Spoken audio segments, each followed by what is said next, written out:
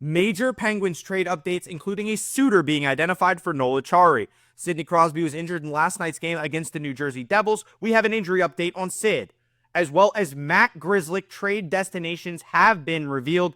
Earlier today, a report surfaced that Matt Grzelcyk has 3 teams calling on his behalf. The veteran defenseman, with a very team-friendly cap hit and absurd production over the middle part of this season, has been a hot commodity on the trade market. We're going to break down the 3 teams that could trade for Grzelcyk, as well as the team that is now interested in trading for Noel Acciari. And of course, Sidney Crosby being injured is breaking news. We have to know what's going on with Sid, the most important player on our roster. If you want the latest Pittsburgh Penguins news, rumors, updates, and analysis, subscribe to Penguins Digest. Most of you have not yet subscribed to the channel. We're trying to get to 1,000 subscribers. So help me out, hit that sub button, and let's get to 1K subs as quickly as possible. I don't even want to talk about the game because it was heartbreaking. I did think that was a game the Penguins should have won. So we're going to skip that, and we're going to talk about trades like we have been on this channel. Matt Grzelcyk will be traded, but where? That is the big question that you have to ask when these guys are very hot commodities. And that is the definition of what Matt Grzelcyk is right now. If 3 teams are calling on your behalf and we've already identified a price point for the player, that means he's probably being traded. So Matt Grzelcyk, one of the most likely Penguins to move to begin with, because he's a pending UFA at the end of the season. So I'm not surprised. And Matt Grzelcyk's the main guy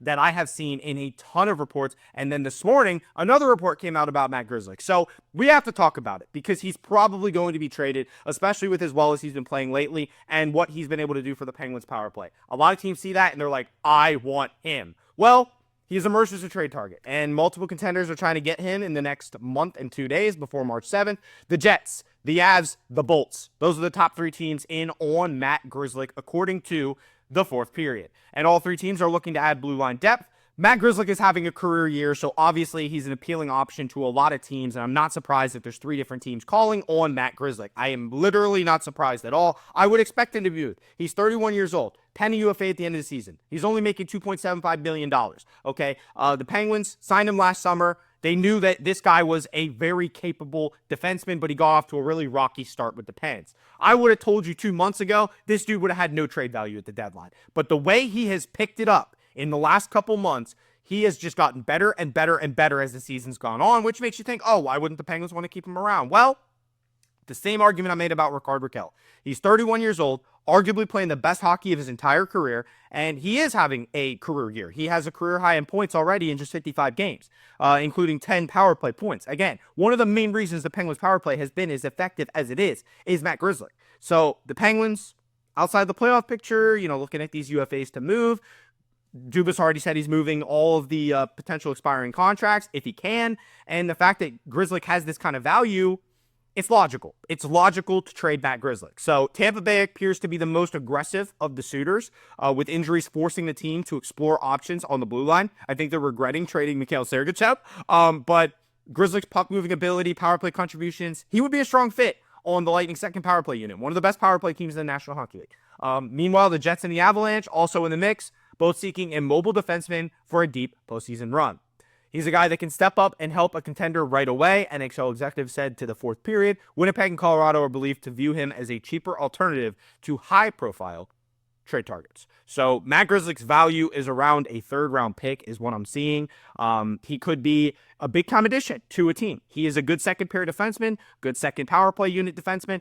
A lot of teams just need depth right now. They already have their main guys set, and they just need these depth pieces for a deep postseason run. This article also makes a really good point that the Penguins could wait until a little bit closer to the deadline to maximize their return on Grzelcyk, but his value continues to rise as teams get more and more desperate for a defenseman. Grzelcyk, not Karlsson, not Letang, is quarterbacking the Penguins' power play and making an impact offensively. So a 3rd-round pick seems like a reasonable return. A bidding war among contenders could very well be a possibility. Winnipeg, Colorado, and Tampa Bay have been listed as the possible destinations for Grzelcyk, and that doesn't mean that there's not more teams that could jump into the picture as well. Any playoff team, he would be a key addition. So Matt Grzelcyk on the trade block, those are teams that could be interested in trading for him. Keep an eye out. I'll let you know if there is any more buzz regarding Matt Grzelcyk. I do expect him to be moved before the deadline, and right now those are the 3 teams in the running for Matt Grzelcyk. As we move on to our next topic today, Noel Acciari, for the first time actually having a team named as a possible destination for Acciari. He has another year of team control after this year. He was signed to a multi-year deal by Kyle Dubas during the offseason because Dubas trusted that Noel Acciari would be a difference maker.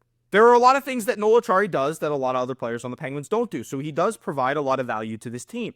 But at the same time, Dubas wants to get younger, and getting a guy like Noel Acciari is more of a win-now move in my eyes. So we'll look at the report and see exactly what the report says. A Sportsnet reporter suggested 3 different trades for the Winnipeg Jets to make, and one of them was Noel Acciari.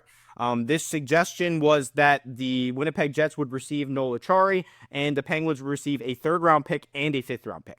If I'm Kyle Dubas, I'm accepting that trade as fast as I possibly can. A 3rd-round pick and a 5th-round pick for Noel Acciari. Are you kidding me? That would be an amazing trade for Kyle Dubas to make. And I think that's maximizing another player that he signed during the offseason that has value to other teams right now. If the Penguins really don't care and they're just trying to see what they have with this team and not really push for a playoff spot, but just see how the rest of the season plays out, Acciari would be a player that other teams could be very interested in. And one of the main reasons why Acciari is so valuable is because he blocks shots, and not many forwards are able to say that they block shots. Brendan Tanev, Alex Tuch, Noel Acciari's number 3 on that list. Rickard Rakell's 5th, by the way. But Noel Acciari is not afraid to go to those areas and make big defensive plays. He's a good penalty killer, hits people, blocks shots.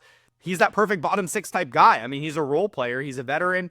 I like Acciari. He's had his moments in Pittsburgh, but he also struggled a lot. And ever since that game against Tampa, I keep saying it makes sense to move him. It really does. He hasn't really been the same player ever since. He doesn't bring much in the way of offensive upside, but he is a good locker room guy and overall an effort player. Currently near the top of the lead to blocks, right there on that list. So an inexpensive deal for Winnipeg if they'd like to make it.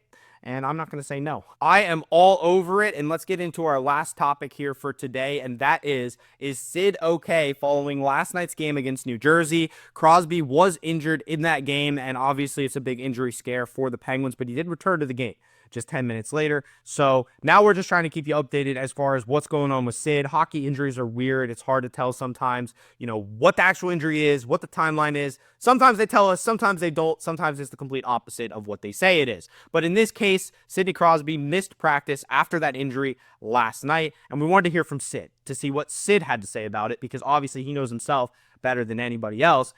Crosby got tangled up. That's basically what he said. I got tangled up is what Crosby said. And he returned to the contest 10 minutes later, like I just said a little bit ago. It was awkward. It was just, he got caught awkwardly and he got twisted up. It's simple as that. He got tangled up. You caught a glimpse of Sid just grimacing as he was kind of skating off the ice. But again, he did come back to the game and he did even participate in the shootout. So Crosby seemed to be fine, but then he didn't participate in practice today, as reported by Penn's Inside Scoop via X.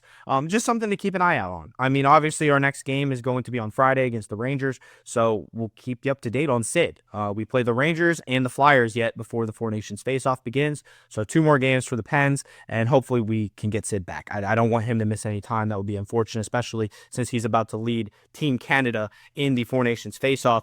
He finished the game, said he was feeling good, not present for practice, though. That's the big red flag there. But the Penguins and Team Canada held their collective breaths when Crosby went down the runway. Seemed to be okay. Finished the game. That's the most important thing. He came back out 10 minutes later and finished the game.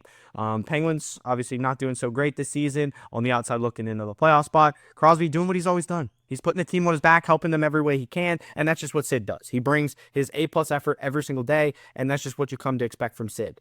So long as there is nothing serious with Crosby's injury, everyone can expect him to return to the ice in no time. Crosby hasn't missed a game since the 21-22 season, the longest stretch of full health in his career, and that is a fact. According to Penguins head coach Mike Sullivan, Crosby is being evaluated for an upper body injury that could mean 100 different things, and there was no further information given. So again, we're waiting just as much as you guys are, and I will keep you up to date. As long as I'm hearing stuff, I'm going to keep you guys in the loop. Everything that I hear, everything that I see, I'm going to tell you guys on this channel. Right now, we just know that Sid has a upper body injury, and he's basically day-to-day. If he missed practice, it's probably precautionary. He returned to the game last night, so nothing really to worry about yet. But if it becomes a concern, I will, of course, let you guys know if it becomes more of a concern than it already is. Right now, we just need to hope Sid's okay. He seems to be okay, just didn't practice. So not a huge red flag, but it is a red flag, so we have to keep you in the loop. But thank you guys for watching this video. We had to give you updates on Matt Grzelcyk, his trade destinations, Noel Acciari possibly being moved.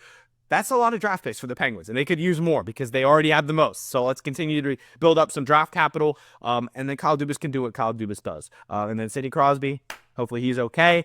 Let's go Pens. Tough loss last night. Next game is against the Rangers. We'll have more videos posted before then. So thank you guys for watching. Subscribe to the channel. Help us get to 1,000 subscribers, and we'll see you on the next video.